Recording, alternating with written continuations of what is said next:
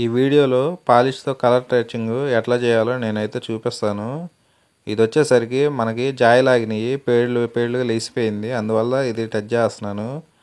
మనకి మామూలుగా చేసే పని అయినా కానీ సేమ్ ప్రాసెస్, వుడ్ మీద చేసుకునే పని అయినా కానీ ఇది వచ్చేసరికి టేక్ వుడ్ కలర్ అనమాట. మనకి టేక్ వుడ్ అయినా, వాల్నట్ అయినా, రోజ్ వుడ్ అయినా దేనికైనా సరే మనకు వచ్చేసరికి మెయిన్ గోపి, రెడ్, బ్లాక్ ఈ మూడు కలర్లు అనేది మెయిన్గా కావాలన్నమాట. ఈ మూడు మిక్సింగ్ చేస్తే మనం వుడ్ని బట్టి, అంటే మనది టేక్ వుడ్ అయితే టేక్ వుడ్, వాల్నట్ అయితే వాల్నట్, ఏ కలర్ అయినా సరే మ్యాక్సిమం ఈ మూడు పౌడర్లు యూజ్ చేసి చేసుకోవచ్చు. మనకి రోజ్ వుడ్ కలర్ కానీ యూజ్ చేసినట్టయితే జస్ట్ ఓన్లీ రెడ్, బ్లాక్ అయితే సరిపోతుంది. ఎల్లో పౌడర్తో అసలు పనే ఉండదు. ప్రజెంట్ దీనికి వచ్చేసరికి మనకి రెడ్ ప్లస్ గోపి రెండు మిక్సింగ్ చేసుకోవాలి. ఈ బ్లాక్ కనిపిస్తుంది కదా, ఇది వచ్చేసరికి జాయ్ కలర్ అనమాట. మనం జాయ్ లాగాం కదా ఆ కలరు. ఇది మక్కు పెట్టేశారు, పెట్టిపోతే మొత్తం మక్కు అనేది లాగేశారు అనమాట. దానిపైన మనం అనేది టచింగ్ అనేది చేస్తున్నాను, కలర్ టచింగ్. పాలిష్ అనేది ఎప్పుడైనా సరే ఒకటి గుర్తుపెట్టుకోండి, బ్రష్లోకి వచ్చి జస్ట్ ఒక నిమిషం కూడా ఉండదు, వెంటనే ఆరిపోతుంది. ఆ ఆరిపోవటం వల్ల మనకి అనేది పౌడర్ అనేది మనకి డోర్ మీద ఎక్కదు. అందుకని చెప్పేసి చాలా స్పీడ్గా అనేది మీరు కలర్ అయితే టచ్ చేయాల్సి వస్తుంది. మనకి పెయింట్ లాగా అయితే మాత్రం పాలిష్ ఉండదు. ఇది ఎల్లో ప్లస్ రెడ్, మనకి గోల్డెన్ బ్రౌన్ కలరు మనకి పెయింట్ ఎనామిల్లో వస్తుంది కదా. మనకి పెయింట్లో వచ్చే కలర్స్ ఏ అయినా సరే పాలిష్లో అయితే మనం మ్యాక్సిమం ట్రై చేయొచ్చు. అన్ని షేడ్లు అన్ని కలర్స్ వస్తాయి, ప్రాబ్లం ఏమి ఉండదు. ఇది వచ్చేసరికి అది చూస్తున్నారు కదా, కలర్ అయితే మనకి ఎగ్జాక్ట్గా టచ్ అయితే అయిపోతుంది. ఆ టచ్ అయిన దాని మీద మనం జాయిలు అయితే లాక్కోవాలి. ఇదంతా బ్లాక్ వచ్చేసింది, మరి అసలు ఏం చేశారో కూడా వీళ్ళు అర్థం కాలేదు నాకైతే. దీనికి ముందు రోజే నేనైతే స్ప్రే చేసి అయితే వెళ్ళాను ఈ డోర్లు.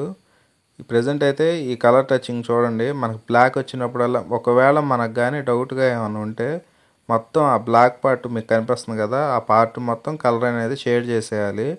షేడ్ చేసేసిన తర్వాత ఆ షేడింగ్ కూడా మనకి బ్యాక్గ్రౌండ్ అనేది ఏ కలర్ అయితే బ్యాక్గ్రౌండ్లో ఉంటుందో ఆ కలర్ మాత్రం మెయిన్ కలర్గా అది తీసుకోవాలి.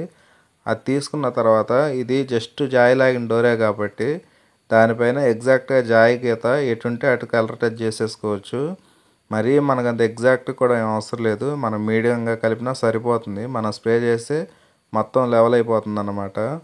ఇలా చుక్కలు చుక్కలుగా కనిపిస్తున్నాయి కదా, ఈ చుక్కలు కూడా మ్యాక్సిమం మొత్తం కవర్ అయిపోతాయి.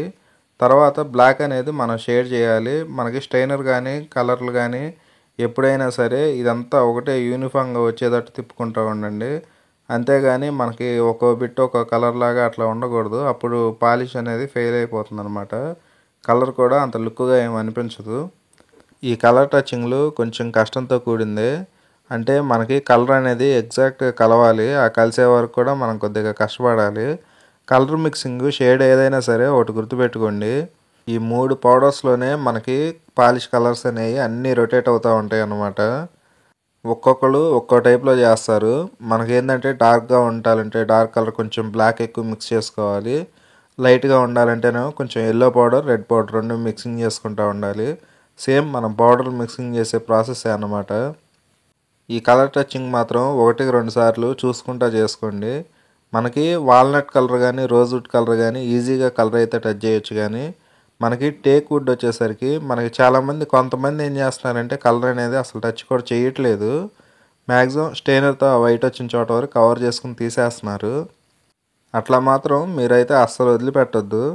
మనకేంటంటే మెటల్ పేస్ట్ కానీ మక్కు మరకలు కానీ మనకి సైడ్ మనకి బొద్దుల్లో కానీ కొంచెం క్రాక్స్ వస్తే అరలెడ్ అవి పెడతారు కదా కార్పెంటర్స్, అవి కానీ మొత్తం నీట్గా ఏదైనా సరే వుడ్లో కలిసిపోయేటట్టుగా మీరైతే టచ్అప్ అనేది చేసుకోవాలి. అలా టచ్ చేసుకుంటేనే మనకి వుడ్ అనేది మొత్తం ఎక్కడ చూసినా కానీ మనం నీట్గా ఒకటే టైప్లో కనిపించాలి. అంతేగాని ఎలా తెలాగా మాత్రం అస్సలు ఉండకూడదు. మనకి ఇప్పుడు ఈ వీడియోలో కనిపిస్తుంది కదా, ఇవి చేసేటప్పుడు కూడా మనకి కలరు అన్ని చోట్ల అన్ని ప్లేసుల్లో జాయ్ కూడా ఒకే టైప్లో ఉండదండి, అదొకటి మాత్రం గమనించండి. మనకి బ్యాక్గ్రౌండ్ కలర్ మ్యాచ్ చేసుకున్న తర్వాత పైన కలర్ మాత్రం ఒక్కొక్క గీత డార్క్గా ఉంటుంది, ఒక్కొక్క గీత లైట్గా ఉంటుంది. అవి కూడా మొత్తం మీరు చూసుకోండి. మనకి పై నుంచి కింద వరకు గీత డార్క్ ఉందా లైట్ ఉందా అది చూసుకోండి. ఒకవేళ మీకు కానీ ఎవరికైనా అర్థం కాకపోతే మనం పాలిష్ కలర్ తీసుకుంటాం కదా, ఆ కలర్ తీసుకున్న తర్వాత ఒక పేపర్ మీద అనేది ఒక గీత గీసి చూసుకోండి, చిన్న గీత అన్నమాట.